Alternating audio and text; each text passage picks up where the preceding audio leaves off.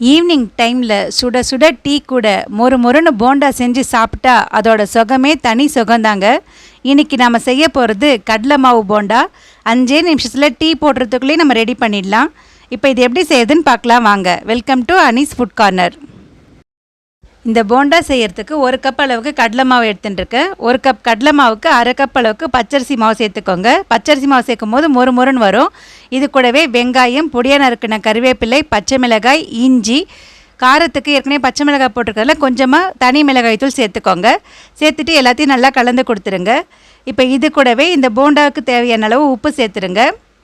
இப்போ இட்லி சோட்டா மாவு 1 ஸ்பூன் அளவுக்கு சேர்த்துக்கோங்க. இது கண்டிப்பாக சேர்க்கணும், அப்போ தான் போண்டா நல்லா மொறு மொறுன்னு வரும். இப்போ பெருங்காயம் சேர்த்துடுங்க. சேர்த்துட்டு எல்லாத்தையும் நல்லா கலந்து கொடுத்துருங்க. மாவில் எல்லா பக்கமும் வர மாதிரி நல்லா கலந்து கொடுத்துருங்க. இப்போ அதுக்குள்ளே நம்ம அடுப்பில் வச்சுருக்கோம். எண்ணெய் நல்லா சூடாக இருக்குது.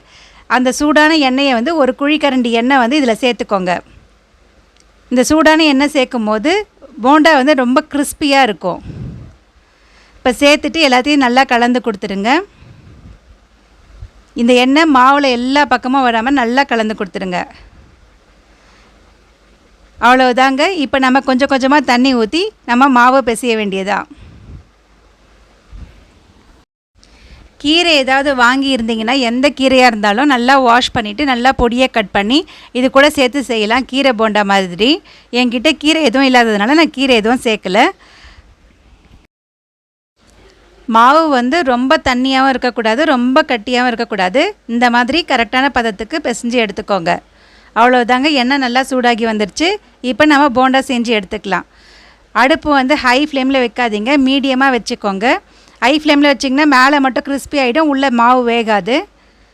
மீடியமாக இருக்கும்போது இந்த மாதிரி தண்ணி தொட்டுட்டு போண்டா மாவை இந்த மாதிரி கொஞ்சம் கொஞ்சமாக உருட்டி போட்டுக்கோங்க. போண்டாவை எல்லா பக்கமும் நல்லா திருப்பி விட்டு எல்லா பக்கமும் நல்லா செவுக்க வேக வச்சு எடுத்துருங்க.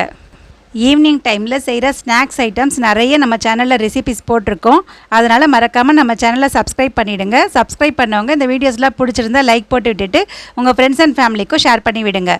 பாருங்கள், போண்டா எவ்வளோ நல்லா செவந்து மொறு மொறுன்னு எவ்வளோ கிறிஸ்பியாக இருக்குது பாருங்கள். பார்க்கும் போதே சாப்பிட்ணும் போல் இருக்குல்ல. நீங்களும் உங்கள் வீட்டில் கண்டிப்பாக ட்ரை பண்ணி பாருங்கள். ட்ரை பண்ணி பார்த்துட்டு எப்படி வந்துச்சுன்னு சொல்லிவிட்டு கமெண்ட்ஸில் சொல்லுங்கள். நன்றி, வணக்கம்.